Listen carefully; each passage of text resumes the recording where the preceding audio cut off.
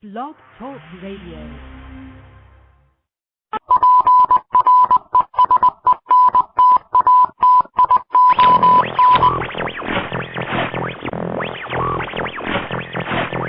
Welcome.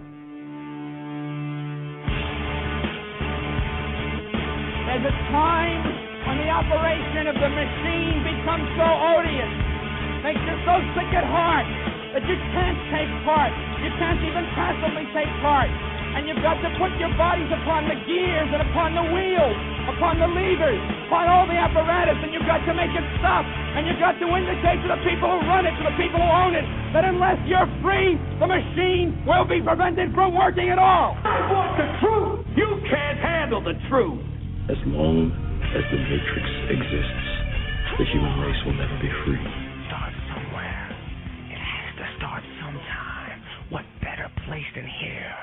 What better time than now?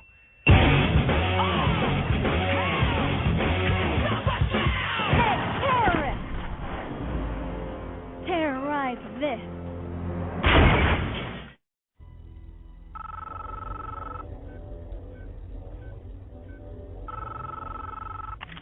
I know you're out there. I can feel you now. I know that you're afraid. You're afraid of us. You're afraid of change. I don't know the future. I didn't come here to tell you how this is going to end. I came here to tell you how it's going to begin.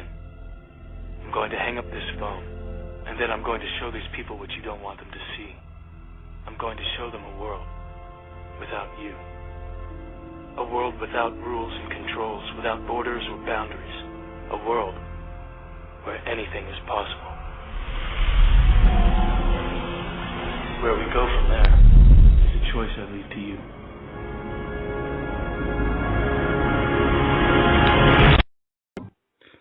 Until they become conscious, they will never rebel. And until after they rebel, they cannot become conscious.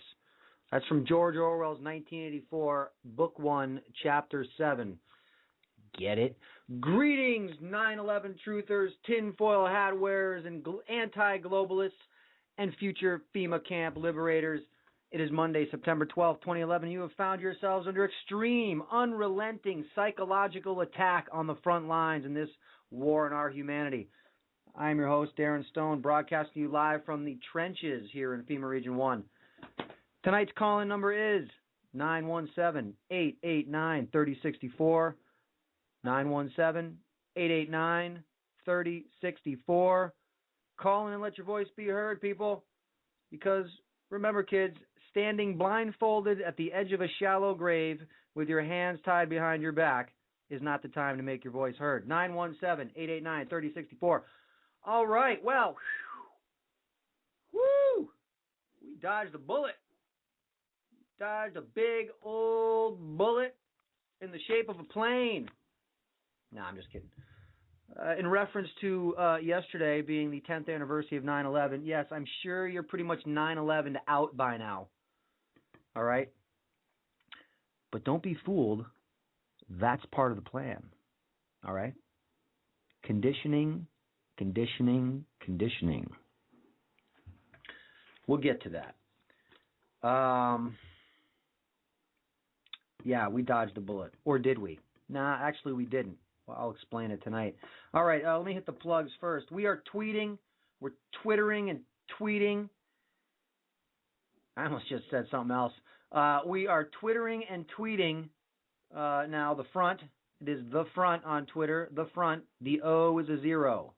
Okay, the O is a 0. So come on and follow the front on your Twitter if you so desire. Also, Facebook, all you Facebookers out there, the front on Facebook, go over and search it under pages, hit the like button, you'll get all the pertinent info. No need to watch Fox News, CNN, MSNBC, no need to watch any of that. If you just join the front Facebook page, you get all your news. And if you hate the Facebook, if you don't want to do the fascist book, I understand. Believe me, I understand. All right. So we have an option. We have the Front's website, frontradio.net. Frontradio.net. brandy new, all sparkly and shiny right now. New feature just added to the Front's website, frontradio.net. If you look in the left-hand column at the tabs, you'll see a disaster map tab button. Hit that, and it opens up a beautiful display on your monitor of all the disasters happening in the world real time. Everything from biological to volcanoes to earthquakes to hurricanes to nuclear to, I don't know what other kind of disasters are on there. But whatever disaster you want, it's on there. So check it out. Pretty cool. And then you can click on the little disaster. You get an icon, tells you what's going on. You know, take it from there. Also, what else do I have? Oh, I have an announcement. I have a guest scheduled for this coming Thursday. The one I talked to you guys about on, I believe it was Friday or last Thursday. A astronomer from Texas. His name is Francis, and I will give you his. Do I have his bio handy here? Let me see if I can find it real quick. Just to tantalize your intergalactic taste buds. He is an astronomer, artist, and a writer who discovered for himself the truth about Nibiru, Planet X, and Comet Elenin. The result was simple: finding out the truth. Okay? How did he do it? Well, he used tools, people. He used tools that are available to everyone and took it one step further, as is the case with all of the info that we cover on this program and all the info that's covered on similar programs. And anybody out there who wants to start uncovering the truth about where we live, who we are, what the fuck is going on out there, it's all there for you to see. None of this stuff is top secret. It just takes a little looking. It takes an open mind. It takes some debate and discussion. Okay? But once you start looking, I think you find it extremely, extremely hard to dispute many of these facts. So that will be my guest this Thursday, Francis Walsh, astronomer from Texas. Look, I want to get to the bottom of Elenin. I'm going to be serious. I'm going to be honest with you guys. I'm sick and tired of it. I'm sick and tired of the NASA disinfo, misinfo. I'm tired of the Russians telling me it's being intelligently steered. I'm tired of of trying to figure out if Leonid Elenin is a real person. I'm tired of the analogies and the similarities between Comet Elenin and the movie Deep Impact. They are incredible similarities.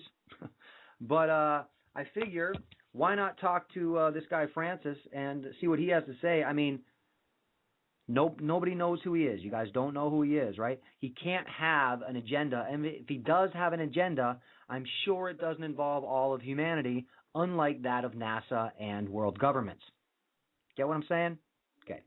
So I will take whatever this guy says as the gospel truth until October 16th, and when Elenin makes its closest approach to the planet. And who knows, maybe I'm wrong about that date. Maybe Francis will set me straight. I hope he does. That's why he's going to be on the program. So anyways, that's what's coming up Thursday, everybody. All right. About yesterday, like I say in the show description, if you think that we got away with not being attacked, okay? And at first, we can look at the whole psychological aspect of worrying about being attacked on a day that's dated 9/11, the same thing you dial for emergency. Oh, those crazy Muslim extremists, they have a sense of humor. That's why they did it on 9/11, right? No, I'm just kidding. But you have to wonder about the date, right? You have to wonder about the date. You have to wonder, if you do believe the official story, I don't see how you can, but if you do, you have to wonder why they would have picked 9/11. Do you honestly think that over there, this is according to the official story, people, let me just put a disclaimer out right now about this program tonight. The disclaimer is this: I will be shifting in and out of the matrix continually. I will try to keep you with me, okay, as I'm speaking. It will be very Neo-like, in and out, seamless transitions. Real world matrix. Real world matrix. Okay? So if you do happen to believe the official story, then you could probably picture Osama bin Laden over there in his secret cave hideout in Tora Bora with his minions plotting the evil deed and saying, and they're trying to come to a date, and and his buddies are going, hey, Osama, when are we going to do it? And Osama's like, well, hey, I don't know. When do you think we should do it? What did they do? Did they throw a bunch of dates in a hat? A turban, and pick it out? Should we nail them on Christmas? Should we nail them on the 4th of July when they're celebrating their freedom and independence? Should we nail them on, I don't know, what other significant date would a terrorist attack be on? Oh, I don't know, Memorial Day? Memorial Day. No. Let's nail them on September 11th. That way it'll be 9/11, just like the Americans dial when they need help on the telephone. You see, when you put it into context like that, it just sounds so ridiculous, doesn't it? So ridiculous. Anyway, so if you think we got away unscathed yesterday, you are sadly mistaken. If anybody, now I don't own, I have no cable subscription, no satellite TV subscription. I don't get any television beamed into my house. So I didn't watch the mainstream media networks display of the 9/11 quote-unquote memorial yesterday. I didn't see National Geographic's 9/11 specials. I didn't see the Home Shopping Network's 9/11 special, QVC's 9/11 special. Oh yeah, it was all going on yesterday. There was so many 9s, so many 11s floating around. You weren't even aware. You were not even aware that there was 7 other numbers out there. All you knew that there was 9s and 1s, 9s and 1s, 9s and 1s. So, if you think we got away unscathed, we didn't. Okay? We did not. As I've said many times on the program, the true intent of 9/11 was not the true intent of 9/11, okay, was not to take away your freedoms, although that was a bonus. Like any New World Order, Illuminati, globalist agenda event, it's always multi-layered, okay. So it was not to take away your freedoms, although that's a bonus. And something they're working very hard at doing, and they pretty much have done. It was not to invade the Middle East. It was not to collect resources. It was not to implement the central banking system into the Middle Eastern countries that didn't take part in the European central banking system. Although all of those things have taken place as a result of 9/11, the primary objective of 9/11 was to fuck with your head, okay? To brainwash you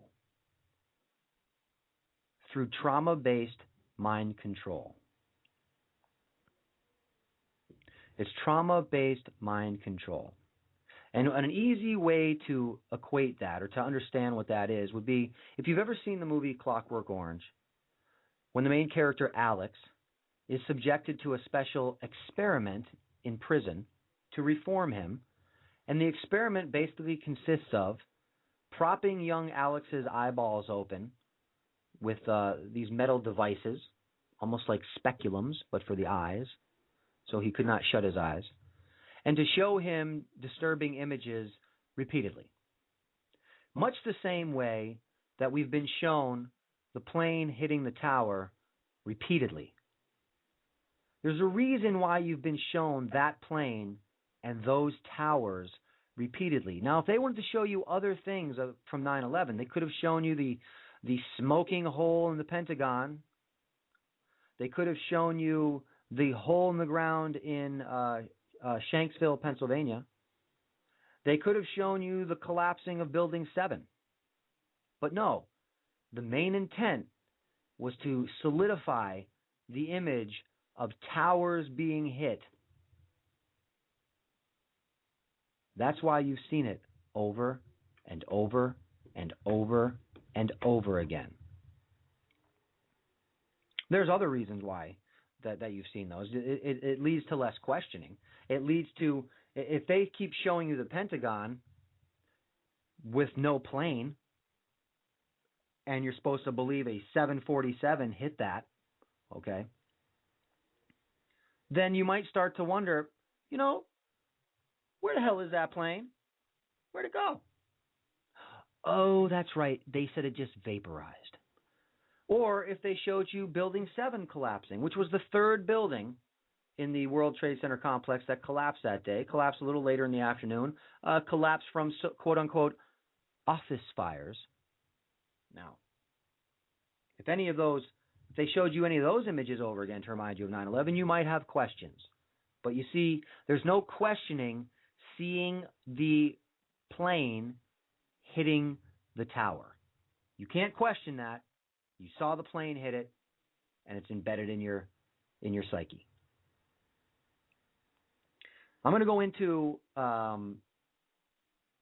the whole psychological aspect of this, the trauma-based mind control aspect, and the symbology of 9/11. Because, let me just say this: I was a guest on 2 radio programs yesterday, Radio X on the Orion Talk Radio Network, and Against the Wall on the Orion Talk Radio Network yesterday. So I did about 4 hours of radio, and I was with some other people. And we were all basically just discussing the events of 9/11. And a lot of different things came up. I learned some things yesterday that I didn't know, so it's always good to do that. But I just wanted to tell you, I'll be bringing up some of the points that were made yesterday. But I want to play for you first, before I continue. I have a short clip. It's called 9/11, A Conspiracy Theory. Okay?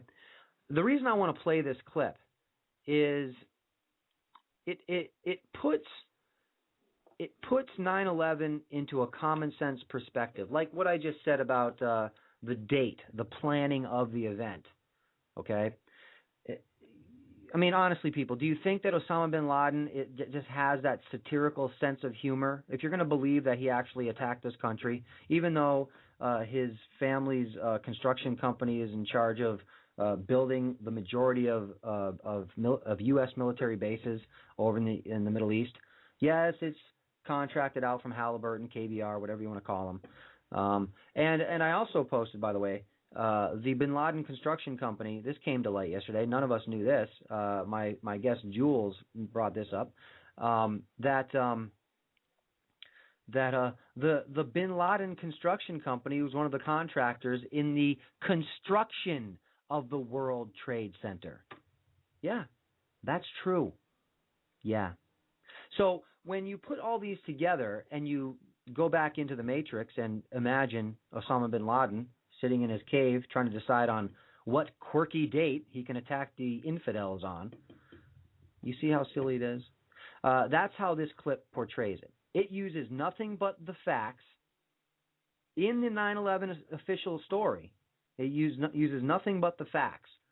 But just listen to the presentation to see how silly it is. All right? I'll be right back after this. Where am I? Here it is.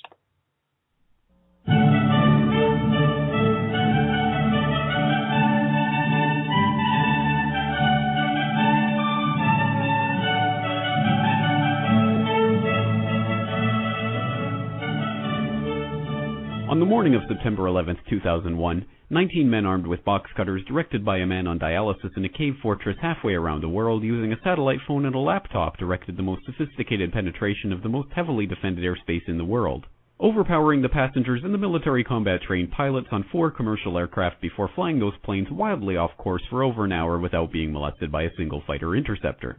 These 19 hijackers, devout religious fundamentalists who like to drink alcohol, snort cocaine, and live with pink-haired strippers, managed to knock down 3 buildings with 2 planes in New York, While in Washington, a pilot who couldn't handle a single-engine Cessna was able to fly a 757 in an 8,000-foot descending 270-degree corkscrew turn to come exactly level with the ground, hitting the Pentagon in the Budget Analyst Office where DoD staffers were working on the mystery of the $2.3 trillion that Defense Secretary Donald Rumsfeld had announced missing from the Pentagon's coffers in a press conference the day before, on September 10th, 2001.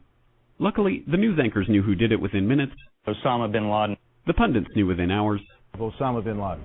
The administration knew within the day. Terrorists who committed these acts and those who harbor them. And the evidence literally fell into the FBI's lap. That a hijacker's passport was found blocks from the World Trade Center crash site, if you can believe that. But for some reason, a bunch of crazy conspiracy theorists demanded an investigation into the greatest attack on American soil in history. That investigation was delayed, underfunded, set up to fail, a conflict of interest, and a cover-up from start to finish. It was based on testimony extracted through torture, the records of which were destroyed. It failed to mention the existence of WTC-7, Able Danger, P-TECH, Sibel Edmonds, OBL and the CIA, and the drills of hijacked aircraft being flown into buildings that were being simulated at the precise same time that those events were actually happening. It was lied to by the Pentagon, the CIA, the Bush administration, and as for Bush and Cheney, well, no one knows what they told it because they testified in secret, off the record, not under oath, and behind closed doors.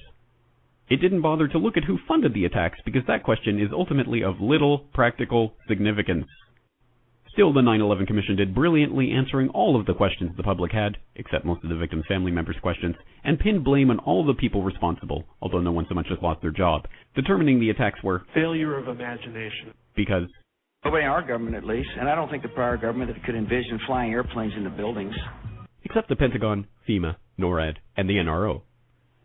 The DIA destroyed 2.5 terabytes of data on Able Danger, but that's okay because it probably wasn't important. The SEC destroyed their records on the investigation into the insider trading before the attacks, but that's okay because destroying the records of the largest investigation in SEC history is just part of routine record keeping. NIST has classified the data that they used for their model of WTC-7's collapse, but that's okay because knowing how they made their model of the collapse would jeopardize public safety. The FBI has argued that all material related to their investigation of 9/11 should be kept secret from the public, but that's okay because the FBI probably has nothing to hide. This man never existed, nor is anything he had to say worthy of your attention, and if you say otherwise, you are a paranoid conspiracy theorist and deserve to be shunned by all of humanity. Likewise him, and her. And her, and her, and him. Osama bin Laden lived in a cave fortress in the hills of Afghanistan, but somehow got away. Then he was hiding out in Tora Bora, but somehow got away. Then he lived in Abbottabad for years, taunting the most comprehensive intelligence dragnet employing the most sophisticated technology in the history of the world for a decade, releasing video after video with complete impunity and getting younger and younger as he did so, before finally being found in a daring SEAL team raid which wasn't recorded on video, in which he didn't resist or use his wife as a human shield, and in which these crack special forces operatives panicked and killed this unarmed man, supposedly the best source of intelligence about those dastardly terrorists on the entire planet. Then they dumped his body in the ocean before telling anyone about it. Then a couple dozen of that team's members died in a helicopter crash in Afghanistan. This is the story of 9/11, brought to you by the media which told you the hard truths about his head could be seen to move violently forward. And they took the babies out of incubators. And mobile production facilities. And the rescue of Jessica Lynch. If you have any questions about this story, you are a batshit paranoid tinfoil dog-abusing baby hater and will be reviled by everyone. If you love your country and or freedom, happiness, rainbows, rock and roll, puppy dogs, apple pie, and your grandma, you will never ever express doubts about any part of this story to anyone. Ever.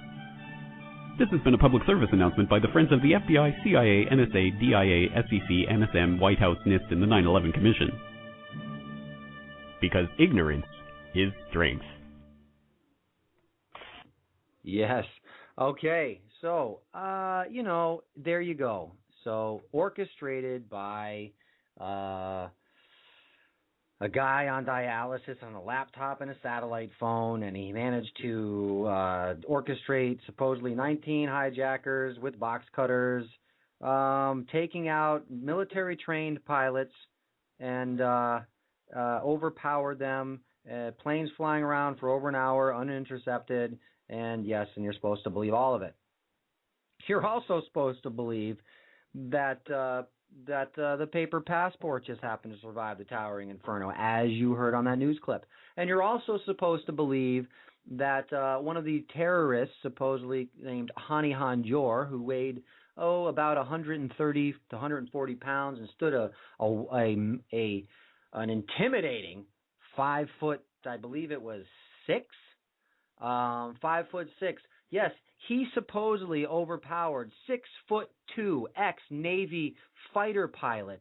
I cannot remember his name, but he was the pilot of the plane that supposedly hit the Pentagon. Yes, little old Hani Hanjour with a box cutter, supposedly overpowered 6'2" Navy pilot, who at that point in time would have known that his country was under attack, and facing somebody with the stature of Hanjour would probably have taken a slash across the arm from a box cutter and then proceeded to pick up the little Muslim terrorist and break him in half over his knee.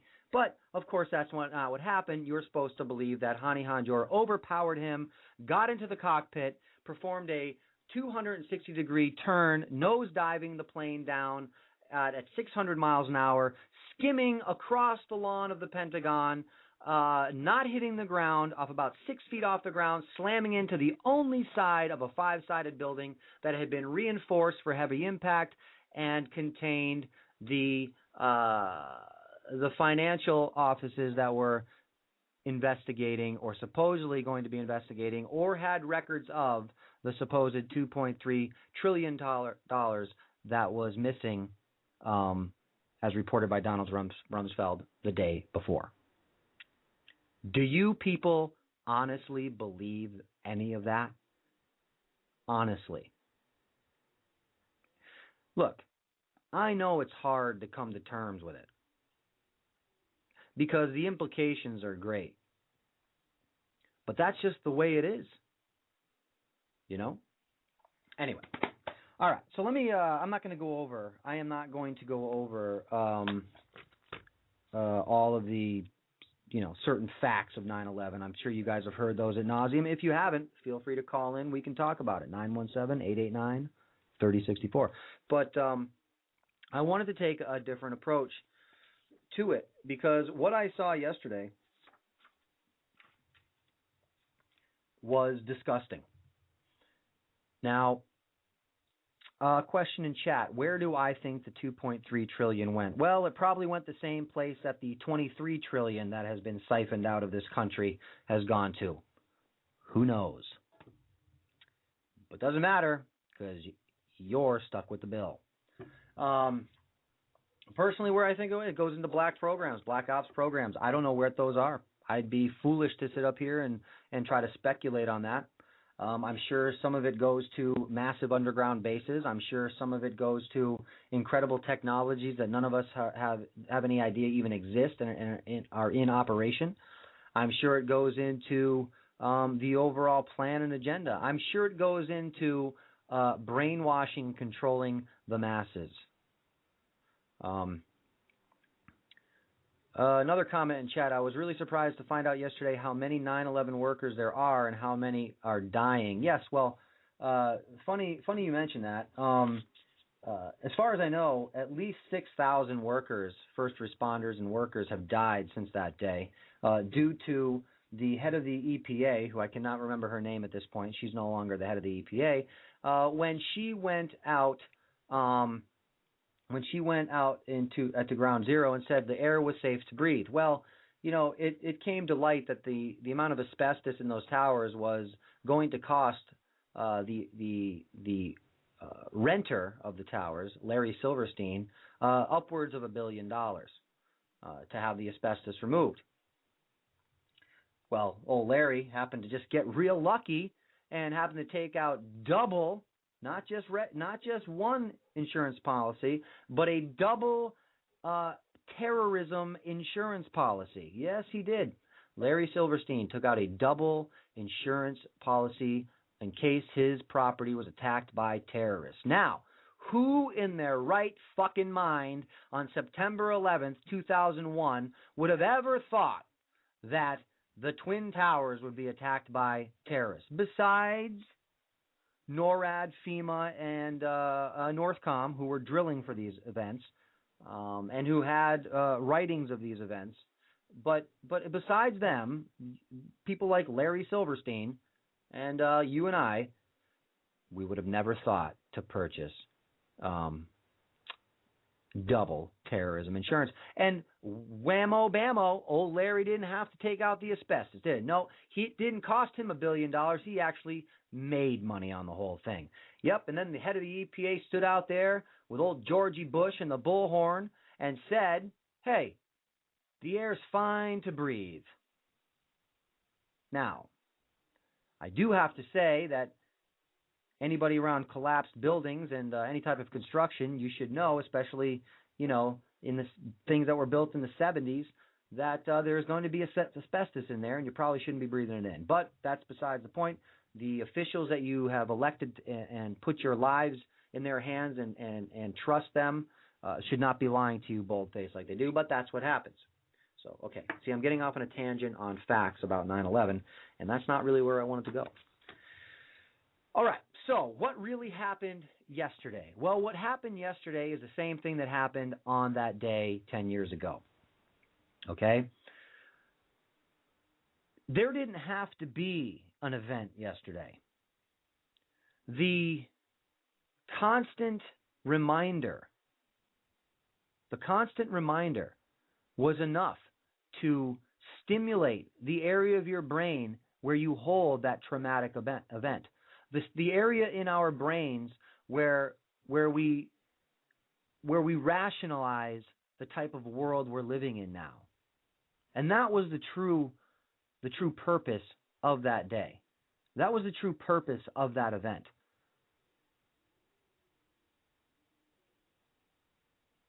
And of course, all the other reasons for it too that we are actually living through now. But you see, it's hard to understand that because it's done on an incremental basis. Although, in my opinion, it's hit light speed since that day. In the past 10 years, our lives has changed dramatically. And there's no stopping this change, right? There's no stopping this change. This change is going to happen, and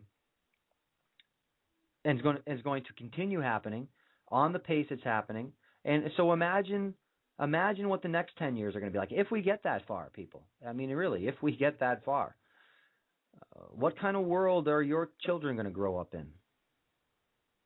Are they rationalizing the world they're in now? They've been part of this. I was watching the whole thing yesterday, and I'm watching these children up at podiums reading off the names of people who died that day. And these children, they're not old enough to know what happened. So these kids they have slid right into the mind fuck that's 9/11. Into this Orwellian speak, into this Orwellian state. They're going to know no different. Because obviously, their parents believe it. And that's why they were there. If you notice, you didn't see 911 was an inside job at that whole thing yesterday. That place was on such lockdown, so controlled. That was a made-for-TV moment, and that's all that was. Because the first responders, the 9/11 workers, they weren't invited. They were not invited to the ceremonies yesterday. Although we had assholes up there like Obama and Bush, okay? We had them up there praising the heroics of the 9/11 first responders, but yet they were banned from attending the event. Why do you think that is? Well, it's pretty obvious. They're all sick. They're all pissed off. And that's not the made-for-TV moment that the Matrix wanted to beam into your skull. Right? The 9/11 first responders, let's look at the timeline for these poor people, okay? These people did the right thing. They did what they were supposed to do. They tried to help people, right? They had to wait for Congress, okay? Anybody out there who thinks Republicans are different than Democrats and Democrats are different than Republicans, they all fucked over the 9/11 workers, okay, first responders. They all did. They waited 10 years, almost 10 years, to come to a decision about some type of compensation for these people. Some type, after being lied to while they were trying to save lives. Then, not only did they have to wait that long for our government to give them some type of compensation after the government lied to them and made them sick, then they had to have FBI background checks performed on all of them to make sure that they were 9/11 workers. What a slap in the face that is. Then they weren't allowed to go to the ceremonies yesterday. So what are all the guys overseas fighting for? Freedom? No. They're fighting for the New World Order. That's what they're fighting for. They're fighting for the PSYOP. That's what they're fighting for. They don't know it. They're under it. All right, so let me get into this here. 9/11, occult trauma-based mind control. Now, when I say the word occult, let's not get your panties in an uproar. I don't mean the devil. I don't mean pentagrams.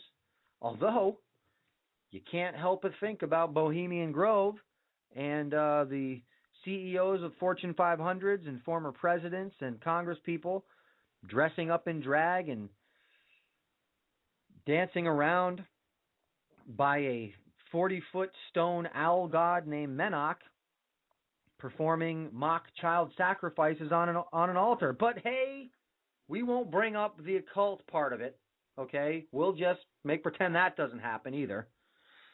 That's right. Look it up if you're not familiar with Bohemian Grove. Just check it out. The occult means in secret. It means secret, okay? It means in secret, all right? So, the spiritual supporting pillars of the world's societal structure were essentially demolished on 9/11, symbolically, allegorically, ritualistically, and literally. Imploded and destroyed, and the rest followed. It was quite a sinister stroke of genius, and so exemplifies how these dark controllers operate. This is why the wake up to 9/11 truth is so shocking to people's system, and they just can't handle it. It's overwhelming, and it's designed to be that way. And so the vast populace rolls over and buries its head back in the sand. It was pretty well done, right? Pretty well done. I mean, you have to stand in awe. You really do. At the balls these people have. The balls. I mean, they did this in front of our faces, continue to shove it in our faces, and then they pull off shit like Obama's birth certificate. Now, anybody who does Photoshop, go to whitehouse.gov, take a look at the official version of the birth certificate, and tell me if you don't see that it was completely manipulated. All right? As I said, the balls on these people. But tell a big enough lie, and you'll eventually get exposed. So full of lies are these controllers, it's beyond the grasp of normal sentient beings, and they revel in the power of that. It's amazing they can be so brash, yet hidden in plain sight. I agree, it is. And these entities apparently rarely even know each other or their own ilk's identities. It's a hidden and not so hidden cult of non-feeling, self-appointed, elitist, power-mad psychopaths out to subdue humanity like it's some kind of game. How does that make you feel? That we're considered useless eaters? Goyim. Goyim is cattle, by the way. Parasites. Human resources. Sheeple. Copper tops. As in a battery that makes the system go. Wait till it all sorts out in the end. Our indignation will trump their arrogance any day, but we can't just go on business as usual either, hoping for the cavalry to come rescue us, as the religionists would have everyone believe. We cannot allow ourselves, and if possible others, to stay sedated in a state of acceptance to over-the-top offenses to humanity that should make our blood boil. It's time a lot more people woke the hell up and stopped participating and got communicating. Information is power, which is why they flood us with disinformation and flood us with drugged foods and medicated air and water and electromagnetic smog.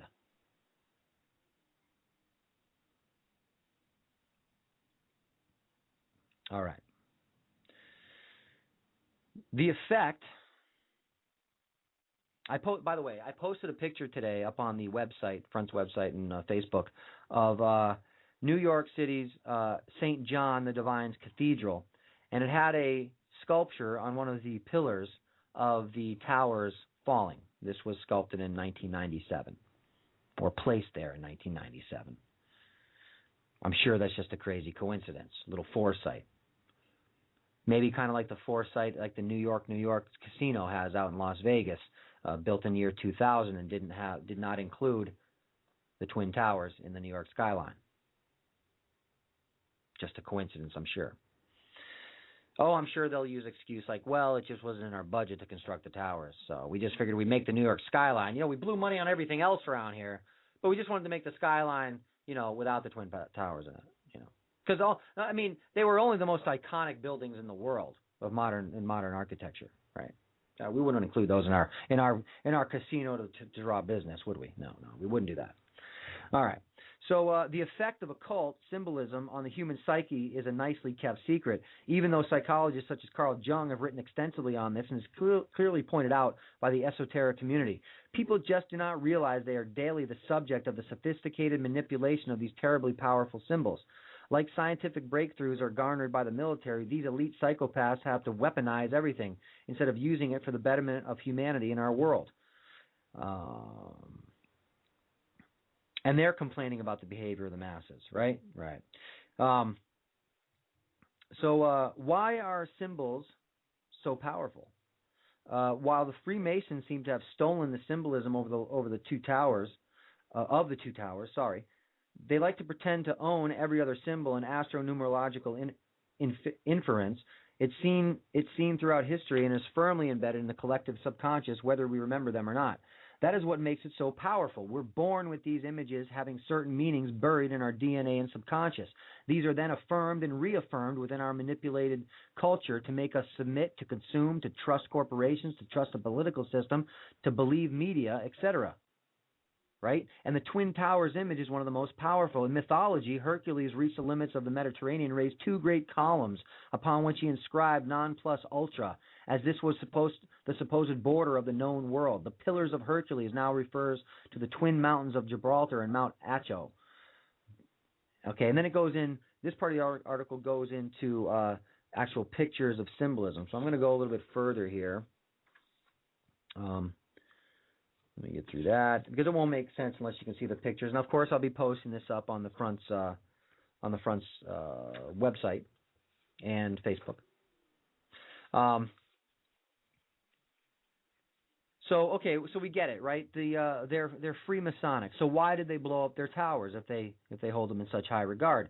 Well, it's for this fact. It's for trauma-based mind control. Blowing out the pillars symbolizes, and rightfully so, bringing down the house, as in the Samson in the Temple of the Dragon illustration at the top.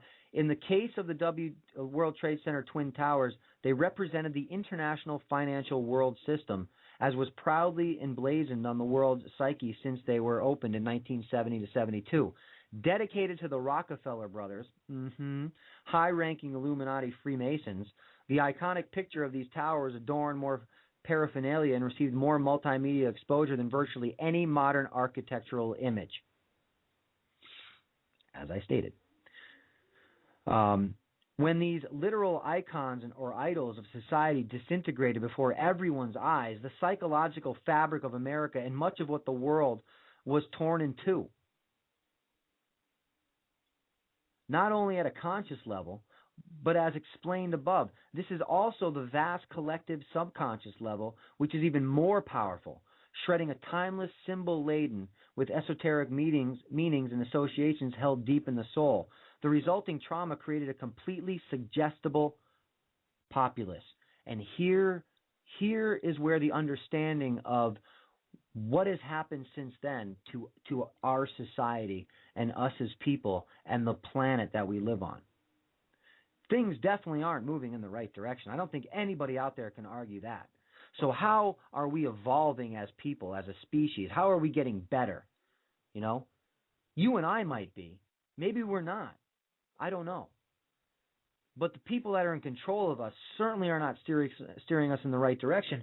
And see, this trauma-based event, watching these towers collapse before our eyes, this has left us being a completely suggestible populace, which makes us so much more easy to control, so much more easy for people to buy into the fear, into the bullshit. Right? Makes us more controllable, like Goyim, like cattle. Hyperstate control as a political tool uses psychologically coercive techniques in order to indoctrinate subjects. The end justifies the mean to form an elitist totalitarian society. Hey, go back to what I think it was Aldous Huxley said. Many people will what was it? It was something, many people, the New World Order will, I cannot remember the exact quote. It basically says the New World Order will happen, and many people will fight and die trying to resist it.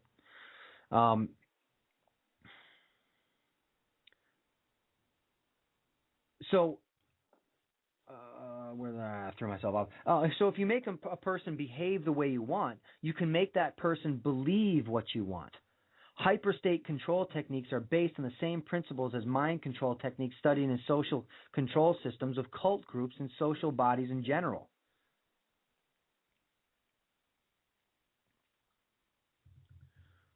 Is that really true? There's a comment in chat. First 3 winners Sunday at Belmont were 9-1-1. Is that really true? Okay. It's symbology, man. Anyway, okay. So if you make a person behave the way you want, you can make a person believe what you want.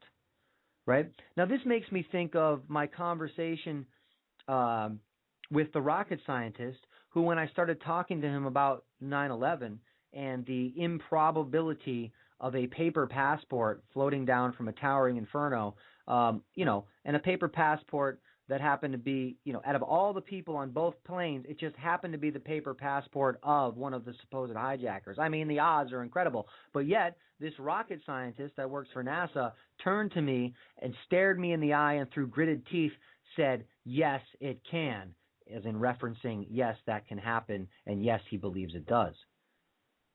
So you see, it really doesn't matter who you are or how smart you think you are or how smart other people imagine you to be or how smart society, deems you because of the title you hold.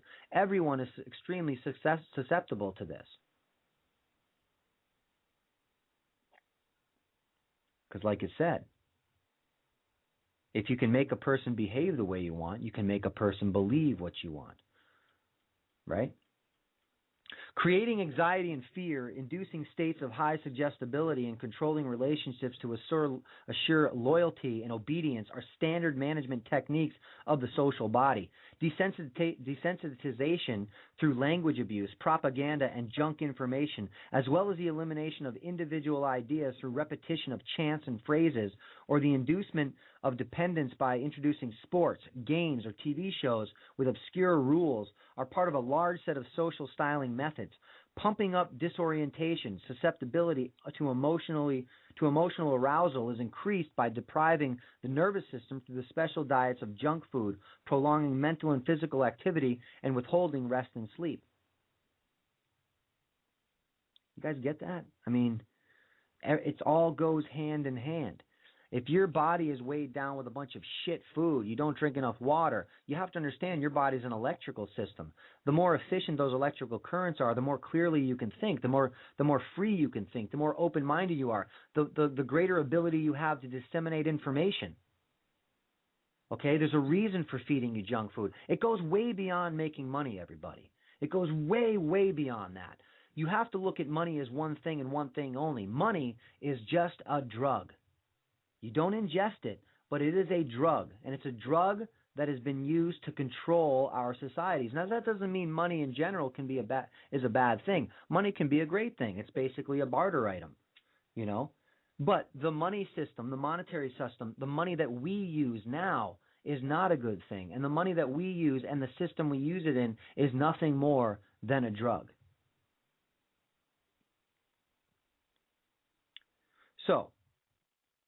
So let's enter the phony 9/11 narrative, and quickly, right? On this blank, highly suggestible, traumatized mind was immediately imprinted the narrative by a thoroughly complicit media, right? We have been attacked. Never before has the American mainland been attacked. It was an outside terrorist, the ones we've been telling you about. Muslim terrorists did this despicable deed. We must attack back to defend our freedom. Our bastion of freedom must now root out terrorism everywhere. There will be sacrifices. To protect you, we're going to have to limit your freedoms, all in your best interest, of course.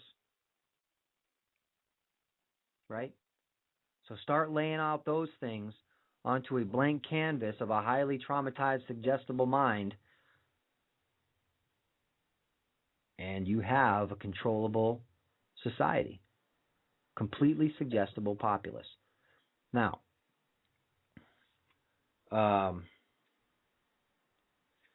let's see. So there's much more to this subject, and it wasn't just Freemasons involved in all this, but they're a major arm that encapsulates a belief system much of the Illuminati share. Members of this dark cabal are almost always associated with some sort of secret society or practice like Freemasonry or witchcraft, often under a religious cover like the Vatican, Mormonism, or evangelical groups. Rothschild Zionists use both the religious cover and the financial institution to disguise and justify their perfidy. But Freemasonry seems to be one of the larger, more common threads, and their language is easy to spot. However, not just Freemasons use these powerful tools to exercise power, but it illustrates the point of 9/11 occult symbolism as a tool.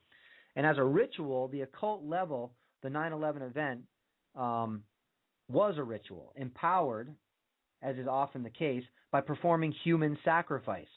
War is another such ritual, usually instigated and financed by the same dark cabal loosely labeled the Illuminati.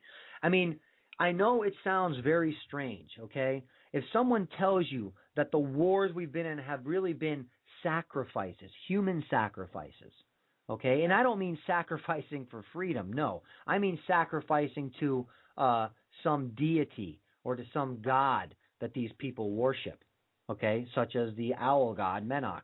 I'm not saying he's their god. I'm not quite sure. He might be one of them. I'm not really sure. I don't look into it that deep because I don't really need to know. All right? But if you look at it and you look at the history of the world and you look at the wars, there has been nothing good that has come out of these wars. And someone's going to say, well, Darren, what about Hitler? We stopped Hitler. I'm not going to even get into that. If you actually believe the Hitler story as it was taught to you, then please send me an email and I will give you a little bit of insight and explanation into that on why it was marketed to you that way. Okay? So nothing good has come from these. We certainly haven't become more free, right? We certainly haven't become more free. And you look at events like Waco in Texas, where the ATF somehow gets people to rationalize to themselves, and they justify to themselves how they can burn women and children alive. How they can burn women and children alive. I ask any one of you out there, if there was a cult leader like David Koresh, okay, would you sacrifice everybody else in that building, women and children, just to stop David Koresh? You wouldn't do it. Because you're a normal, compassionate human being, unlike the satanic fuck faces that run the show. You can't rationalize this shit to yourself, so stop and start pointing the finger where it needs to be pointed.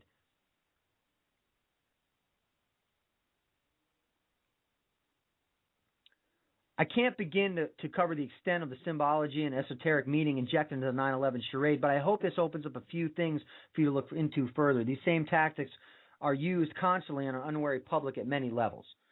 All right? I want to go back to the clip that I played when it ran through the timeline of 9/11. You know, I don't know if you guys caught it, but in that clip they mentioned 4 media events that we were subjected to over the past decade.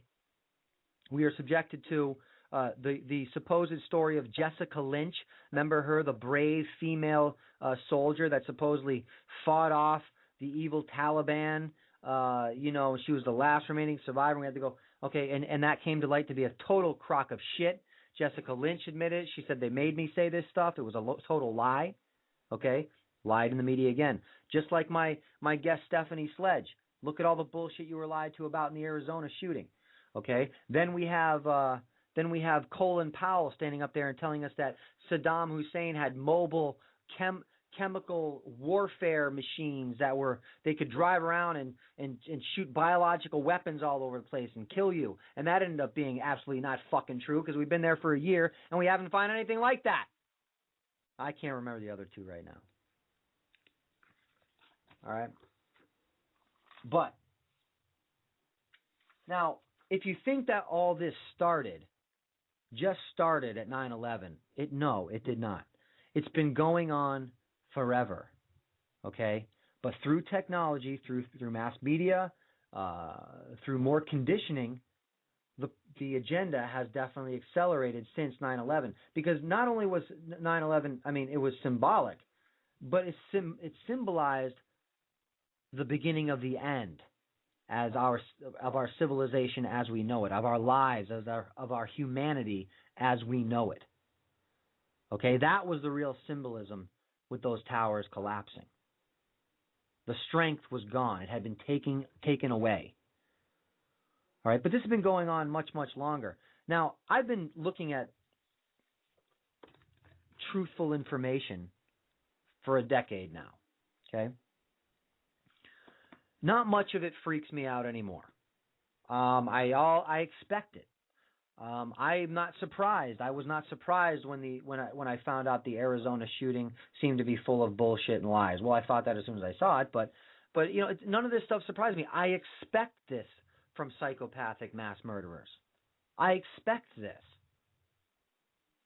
But you see, it's hard to disseminate. It's hard to not believe these people when they talk to you, or it's hard to believe they're as evil as I'm saying that they are, because they're clean cut, they're well dressed, they're on television, they're being spoken to by other clean cut, well dressed, well represented looking people. So it's hard not to believe them. If you guys knew what I looked like, and you never met me, and I started spouting out some of this crap. If they put me on a Hardball with Chris Matthews or Rachel Maddow's show, that guy, I'd kick him right in the nuts. But if they did, I'd probably come across as a wacko. Not what was coming out of my mouth, but just by my appearance, because I don't look the part. And that way, it might make it harder for you to believe me, which is why I'm doing radio, not television.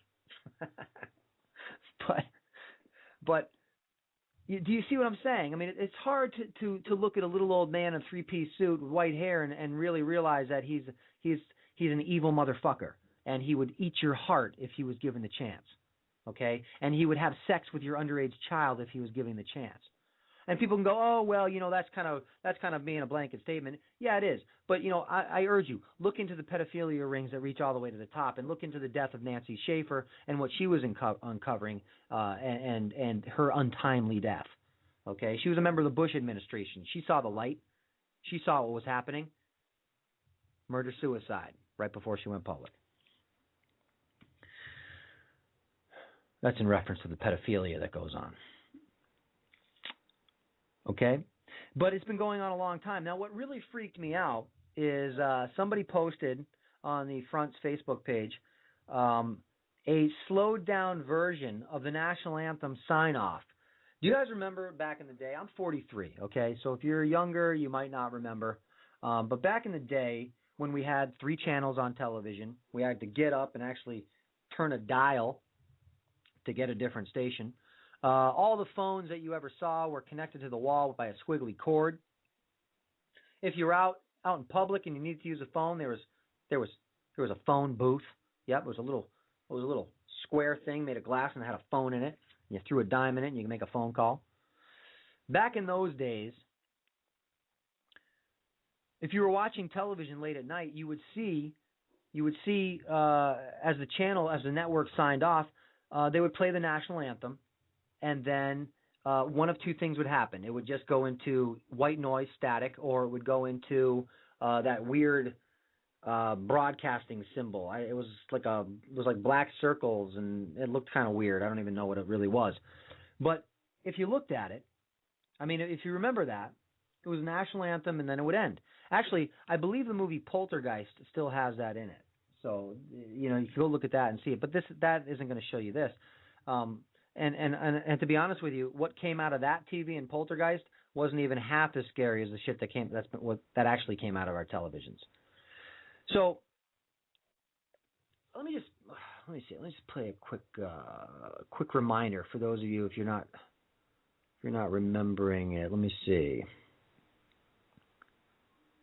Where am I here? Where am I here? LMN. Sorry, state schooling. Okay. All right, real quick. Our national anthem. Remember this?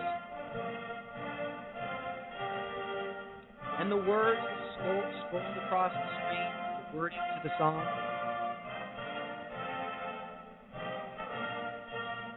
Well, a funny thing happened.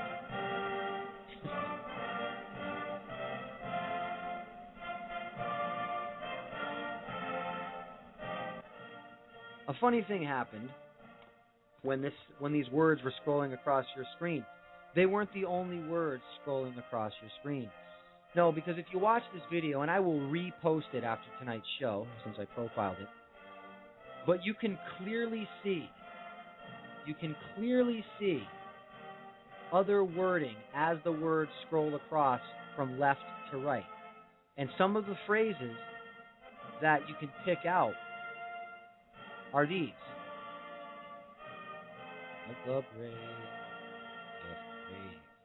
The brave. Some of these words or phrases that can be picked out are trust government.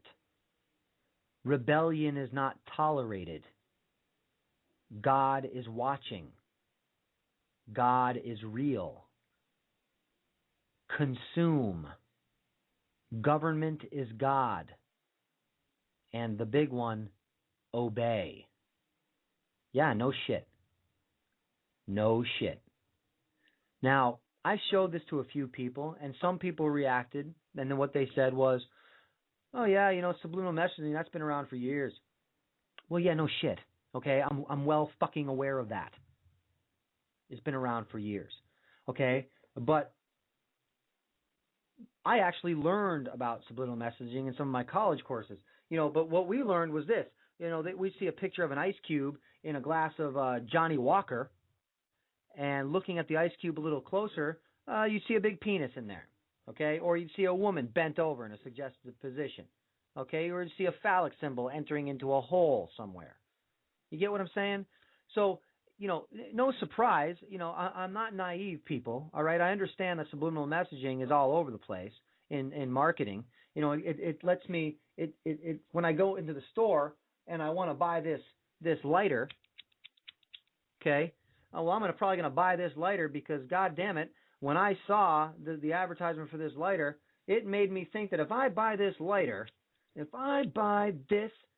particular lighter, I'm going to be getting laid all over the place. So I buy the lighter. Now, am I actually thinking I'm going to get laid all over the place when I buy this lighter? No, I'm not. But in my subconscious, I am. That's why I buy it. That's why when you go buy booze, or when you're younger, you're going to buy, you're buying booze, or you have your favorite drink, or something. It's all been suggested.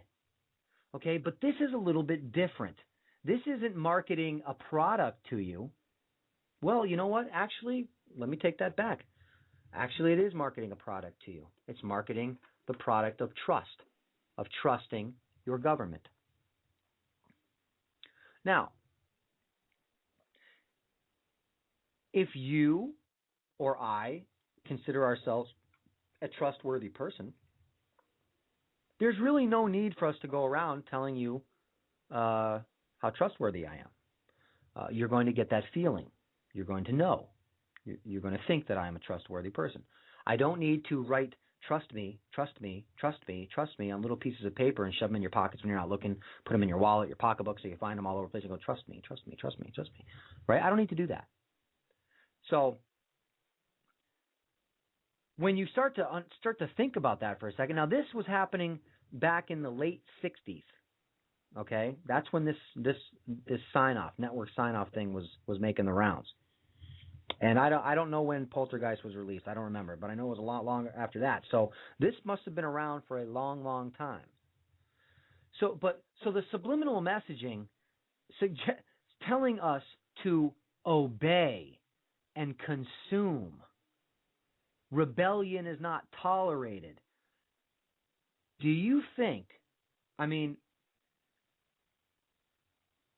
would a trustworthy government have to implement that?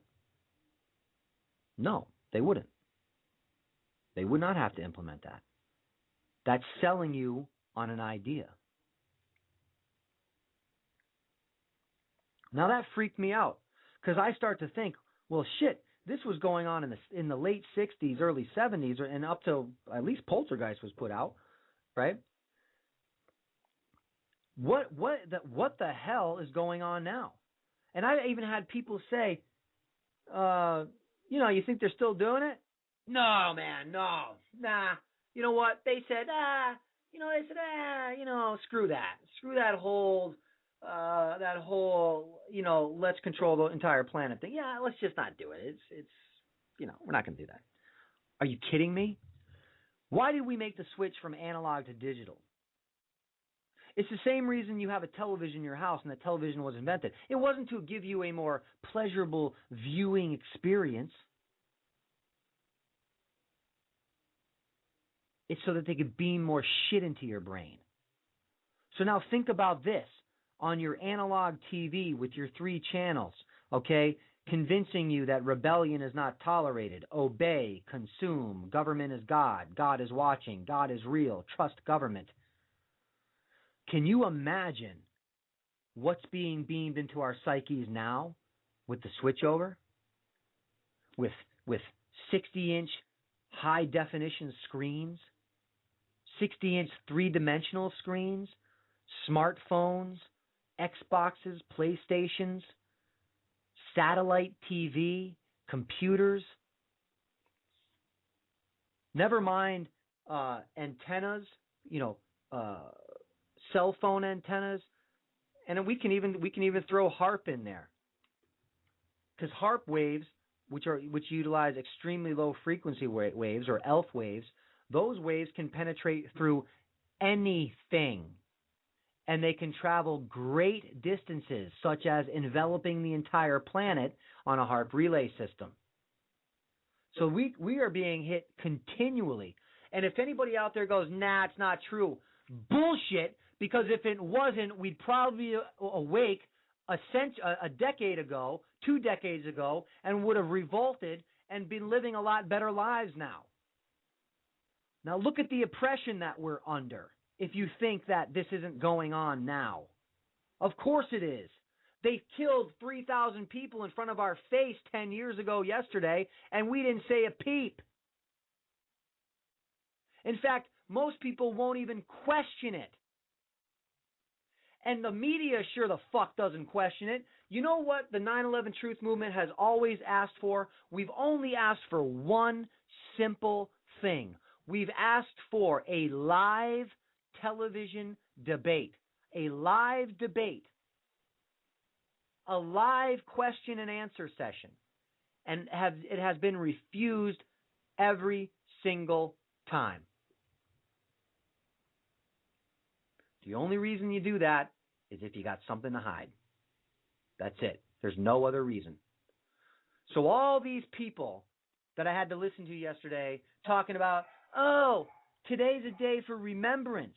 Today's a day where we just need to remember and honor the victims. What the fuck do you think I do every fucking day doing this show? That's what I do. That's what everybody that does this shit does. We remember every day. That's why we do it. So when I got to listen to some fuckface out there telling me to, hey man, just pull back today because today's the day we're just going to remember the fallen. You know what, dude? You're the same person that doesn't want to hear the shit I have to say every other day of the year.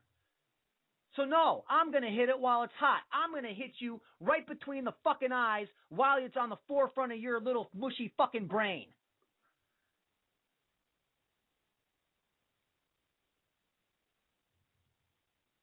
I mean, it's It's incredible. I've been called unpatriotic. I've been told to get the fuck out of this country if I think 9/11 was an inside job.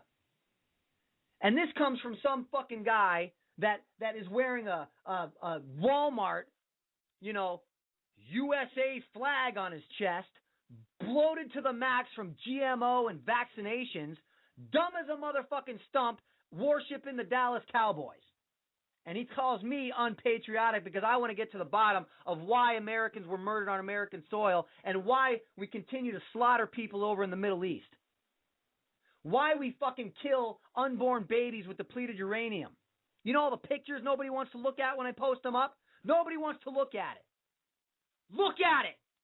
Because that's real. And the same people that told me to shut my fucking mouth yesterday won't look at that.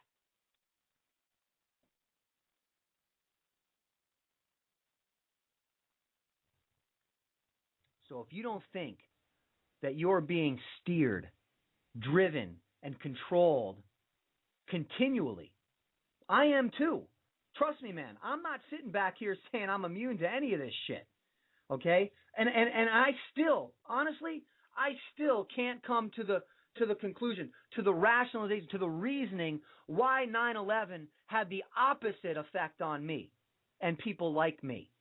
But thank God it did.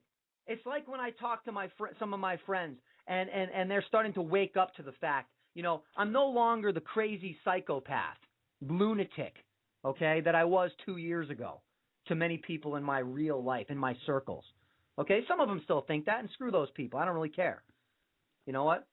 But I'm no longer the crazy guy. People are starting to wake up to it a little bit, But when I say to these people, I say, when they say I can't, I understand, and it's just I get it, but really, what can we do? And you know what, man? I don't know. I mean, I have a couple ideas what we can do. Would they work? I don't know. But I know what we can't do. We can't keep doing what we're doing. And we're smart, man. We're all smart people. We'll figure out how to make it work. We don't need this bullshit. We don't need this system. You think your lives wouldn't be better without taxes and strip malls and an oppressive government and an over-budgeted, overblown terrorist military? You don't think you could live a better life? You can't imagine more for yourself than this? And if you can imagine more for yourself than this, then you are fucking being psychologically steered and dumbed down and manipulated.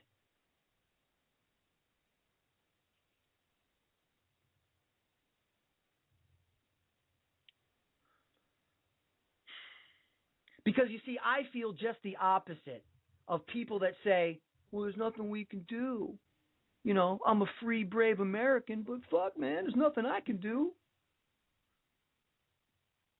Well, then you're not free or you're not brave. And by the way, how the fuck do you get free when you depend on China for every motherfucking thing in your house? How are you a free person? You're dependent. Your government doesn't like free people, i.e. Ruby Ridge. Leave the fucking guy alone. He just wanted to be left alone. Can't leave him alone. Oh, you know what? After we shoot your 14-year-old son in his back and kill your fucking wife, then we'll leave you alone, man. No charges. Sorry about that. Promotions all around for people pulling the triggers. Same thing in Waco. I mean, honestly, people, it's time to wake up. I'm not saying wake up, go fucking lock and load, and let's march to Washington. That's not what I'm saying. We don't need to do that. That won't work out very well. Although it might, but I don't think it will, okay?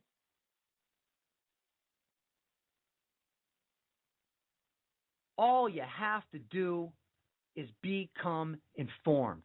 And you have to inform other people, and you have to speak the truth no matter what anybody thinks about you, because you have to come to the realization and the understanding that you are doing them and their kids and their relatives and people that fought and died under the guise of fighting for freedom for this country. You have to come to the realization that you are doing the right thing, and you're doing them a favor, and you're doing it for them, and you're doing it for yourself as well. You're doing it because you care. If they don't get it yet, they don't get it. It's like when your dad grounded you, smacked you around a little bit, threw you in a room for the night. You didn't get it. You're like, shit, what's he smacking me around for? Now I can't go out. He was doing it for your own good, so you got the point. Shutting up is not the right thing to do. Shutting up is not being a free, brave American, if that's what you want to consider yourself.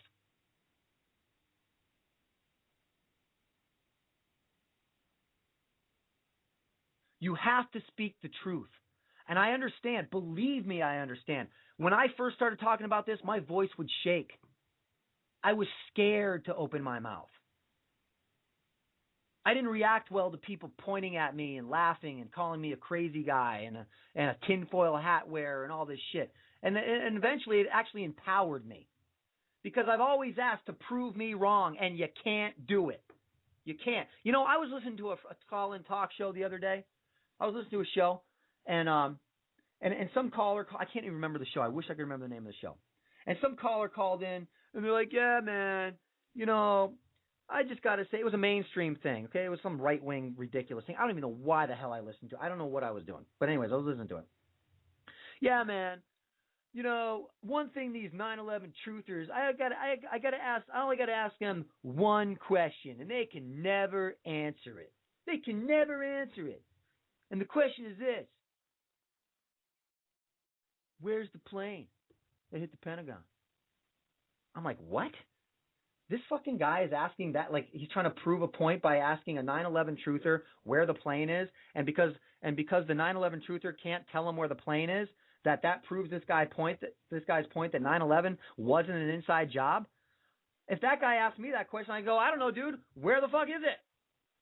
Because it sure as hell isn't on the ground.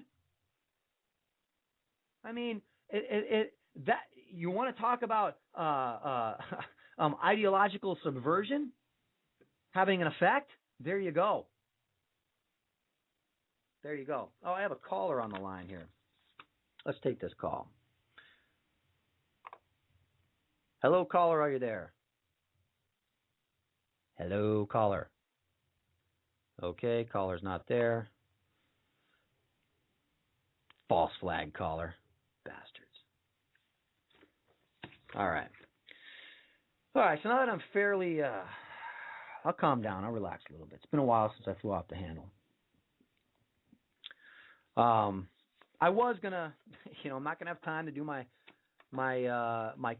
You know what? Actually, I might. I was gonna do an article tonight on the healing benefits of clay.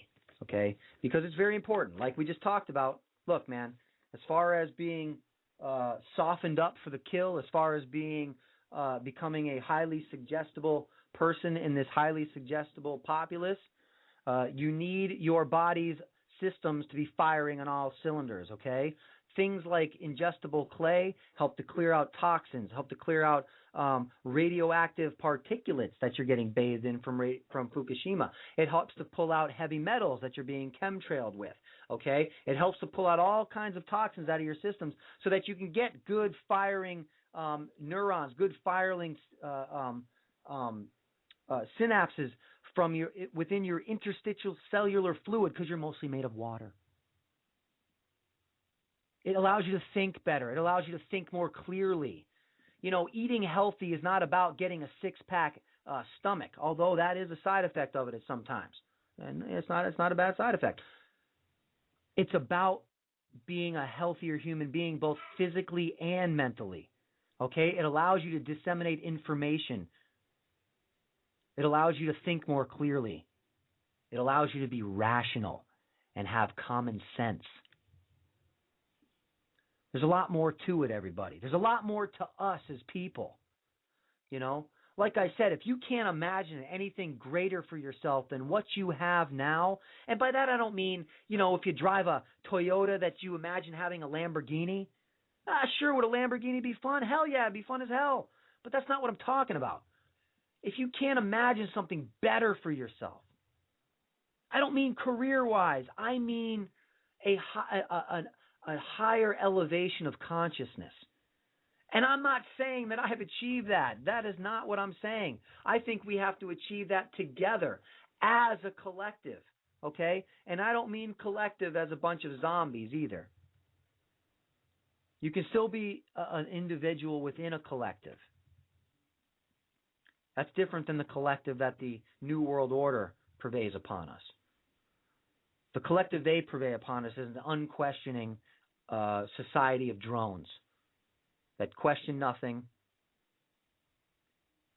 and want nothing more for themselves or greater for themselves. Like I said at the beginning of this program, the quote from George Orwell's 1984, until they become conscious, they will never rebel. And until after they rebel, they cannot become conscious. Do you guys think George Orwell just happened to write this book? You think he just happened to make a real good guess? Or do you think this was the plan? I don't believe in coincidence after coincidence after coincidence after coincidence. I don't believe that the same people that benefit from tragic events are just getting lucky. I believe that these people benefit from tragic events because they set up the tragic events. Having a highly suggestible social populace allows them to implement things like problem, reaction, solution. Because if you were a free-thinking, clear-thinking individual, you wouldn't fall for problem, reaction, solution. Problem, reaction, solution is based on knee-jerk reaction by you. The people that pulled off 9/11 already had troops stationed in Afghanistan ready to go. They already had the Patriot Act ready to sign. Do you think that did they go down to Atlantic City, put $1 into that fortune teller gypsy machine and out spat a big ticket out of the gypsy's mouth and said, well, George Jr., you better go station some troops in Afghanistan because you'll probably be invading that place pretty soon. Or, hey, you guys better write up a Patriot Act to take away everybody's rights in the name of security because you're probably going to need that in the near future.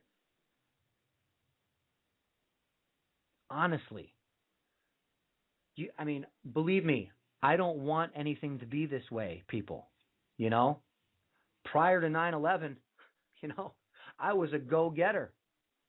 I wanted to be the top of the food chain.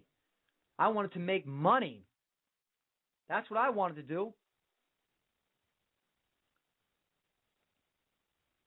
I don't want things to be the way they are. And you know what? If things change now, obviously money would never be my priority again. It never will be my priority again, ever. It's a wasted life. It's a wasted fucking existence. Because as you're out there working for it, they're taking it away from you. And they're going to take it all away from you soon. So if you're people out there right now and you're awake to the things I'm saying, thank you.